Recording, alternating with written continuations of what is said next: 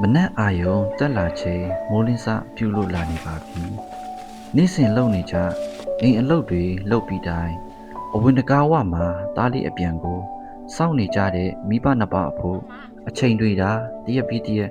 ကုံဆုံးလာခဲ့ပါတယ်။အခုဆိုရင်တားလေးအိမ်ပြန်မလာတာရက်ပေါင်း30ကျော်ခဲ့ပါပြီ။တာသမီအပူဘယ်အရာနဲ့မှမတူဘူးဆိုတဲ့အတိုင်းဒေါ်နန်းချန်တယောက်တာအကြောင်းစဉ်းစားမိတိုင်းပူဆွေးဝမ်းနဲ့နေရပါတယ်။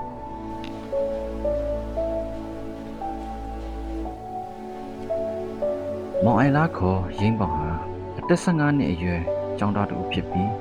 ကချင်အမျိုးသားလွတ်မြောက်ရေးတပ်မတော် KIA အဖွဲ့ရဲ့တပ်သားတစ်စုဆောင်တာခံခဲ့ရပါတယ်။တားဖြစ်သူတပ်သားတစ်စုဆောင်ခံရတဲ့ဖြစ်စဉ်နဲ့ပတ်သက်ပြီးမိခင်ဖြစ်သူကအခုလိုပြောပြပါတယ်။ út com mày gì kìa út mày gì hắc chong mày gì kìa hắc chong họ ấy တိန်လီမှာတယောက်ကြောင့်တက်ဖို့သူ့အမကြီးနဲ့တွားနေတာလေကိုခိုင်ဘက်ကိုဝါစာချဝဲဖို့တွားမယ်ဆိုပြီးအတွားမှာပေါ့ကိုခိုင်နဲ့ဒီတိန်လီကြားမှာပေါ်လာဆွဲခေါ်တဲ့ထဲပါသွားတာဖုန်းဆက်လာတော့တားဆိုင်လေးလာယူပေးပါတဲ့အိမ်ပြန်လို့မရတော့ဘူးတဲ့သူတို့စစ်သားကောက်တဲ့ထဲပါသွားတယ်လေတင်တန်းတက်ရမယ်လို့ပြောလာတာအဲ့ဒါနဲ့သူ့မကြီးကလည်းချက်ချင်းလိုက်သွားပြီးငိုယူတောင်းပန်ပြောတာကိုမရဘူးလေ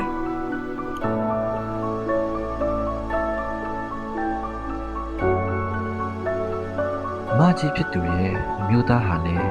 လက်ရှိကချင်တပ်မှာစစ်မှုထမ်းနေတယ်လို့သမီးလက်ဟာဆိုရင်လည်းကိုကန်တက်တဲ့စစ်မှုထမ်းဆောင်လည်းရှိနေတာကြောင့်တားလေးကိုတော့စစ်မှုထမ်းခွင့်ကင်းလွတ်တင်တယ်လို့သူမကပြောပါတယ်။ con spoon là phải để lên họ con mẹ nó chỉ mệt thôi ăn trò con ăn nhom ột con mẹ ăn mồm trên này rồi đấy ကျမတို့ဘယ်မှာပဲနေနေတောင်းဝင်မမဲ့ခဲ့ပါဘူးတိုက်ပွဲတွေပြီးတော့ကွန်လုံမှာမိသားစုကိုစားကျမသမီးအလက်ကကိုကန်တက်တဲ့စစ်မှုထမ်းရတယ်လေသူကမြောင်ဝင်ခါဆဆို16နှစ်တောင်မပြည့်သေးဘူးအခုသူ့မောင်ကိုပါ KIA ကပြန်ခေါ်သွားကြပြီကျမသားကအခုမှအသက်15နှစ်ပဲရှိသေးတာသူ့မှာအဆိုင်ယောဂါလည်းရှိတယ်သားလေးကိုတနာလို့ပါကျမသမီးလည်းပေးထားပြီးပြီလေရက်ဆက်လိုက်ကြတာ thôi kháng trên nùm lẽ với nọ အဲ့ဒီနေ့ကနိုဝင်ဘာ22ရက်နေ့ဖြစ်ပြီးမောင်အိုင်လာခေါ်ရင်းပေါင်နဲ့အတူအခြားသူတွေလည်းတပ်သားတစ်လုပ်ဖို့ခေါ်ဆောင်ခံခဲ့ရပါတယ်။သားလေးကိုတတိယတဲ့အကြောင်းနဲ့ပတ်သက်ပြီးမိခင်ဖြစ်သူကအခုလိုပဲပြောပြလာပါတယ်။ ကျမဘလို့မှနေထိုင်မကောင်းဘူးနှလုံးလည်းမကောင်းဘူးလေစားမဝင်အိတ်မပြောသွားလဲဒီစိတ်စားလဲဒီစိတ်နဲ့တားကိုမြဲတမ်းတတိယနဲ့ဘေးမှာဆူညံတန်နေကြားလို့ရှိရင်လည်းစိတ်ကနည်းနည်းဆိုရင်ဒေါသထွက်မိတယ်ဒီနောက်ပိုင်းကလေးကိုတတိယတဲ့စိတ်နဲ့အမြဲတမ်းဒီလိုပဲမှန်တိုင်နေရ အရင်ကကွန်းလုံမျိုးမိုက်ဖန်းလို့အမည်ရတဲ့ရွာငယ်လေးမှာနေထိုင်ကြပြီးလက်နက်ကင်ပေးပြီးတဲ့ဒဏ်မျိုးမျိုးကိုခံခဲ့ရတယ်လို့သားသမီးတွေရဲ့ပညာရေးကိုရှိရှုတာကြောင့်မြို့ပေါ်ပြောင်းနေထိုင်ခဲ့ကြပြီမဲ့တပူပေါ်နှစ်ပူထပ်ဆင့်ခဲ့ရပြန်ပါတယ်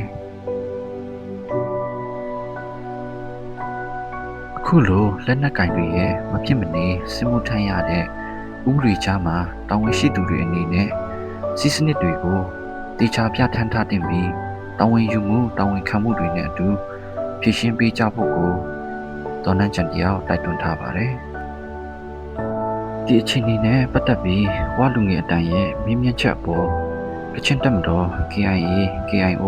ပြောရေးဆိုခွင့်ရှိသူဗိုလ်မှူးနော်ဘူးကအခုလိုပြောပြထားပါတယ်ဟုတ်ကဲ့စစ်မှုထမ်းဖို့အတွက်ကတော့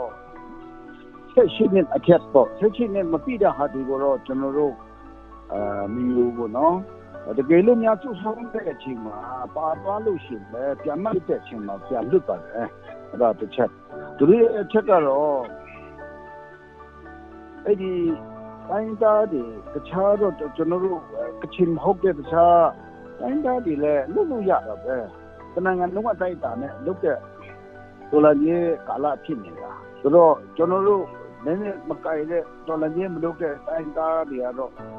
ခုမှမချဘူးဆိုတော့ဘယ်မှာဖြစ်ဒေါ်လာကြီးလုပ်တဲ့နေရာမှာတော့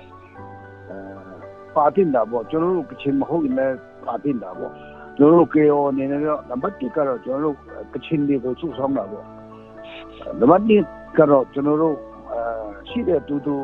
ရှိနေတဲ့ဌာနတိုင်းသားတွေအားလုံးလည်းပါဝင်ဖို့ကျွန်တော်တို့အစည်းအရုံးတာပေါ့နော် ခုလိုအသက်အရွယ်မပြည့်ပဲအတင်းတမကလေးတတစူးစောင်းခံရတဲ့ဖြစ်စဉ်တွေနောက်ထပ်အများကြီးကျန်ရှိနေပါသေးတယ်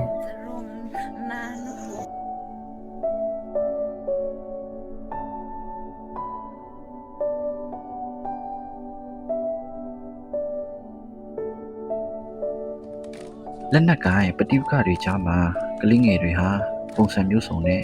ဥတီကျန်းဖတ်ခံနေရပါတယ်ပဋိပက္ခဖြစ်နေချိန်မှာကလေးငယ်တွေဟာစစ်သားမဟုတ်ပါဘူး။ကျောင်းသားကျောင်းသူသားသမီးတွေပဲဖြစ်ကြပါတယ်။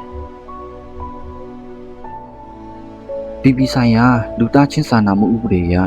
ကလေးတွေကိုလက်နက်ကင်ပဋိပက္ခအတွင်းစစ်မှုထမ်းခိုင်းစေခြင်းဒါမှမဟုတ်အတုံးပြုခြင်းကိုတင်းကျပ်စွာတားမြစ်ထားပါတယ်။ကျောင်းစာသင်ခန်းတွေပိတ်သွားပြီးမိသားစုတွေနေရဲစွန့်ခွာရချိန်မှာကလေးတွေဟာအန်တီရဲ့ကိုပုံမရင်ဆိုင်ရပါတယ်။ကလေးတွေကိုကာကွယ်တာဟာရွေးချယ်လှုပ်ဆောင်ရမယ့်အရာမဟုတ်ပါဘူး။တာဝန်နဲ့ဥပဒေအရလိုက်နာရမယ့်အရေးပါတဲ့အရာပဲဖြစ်ပါတယ်။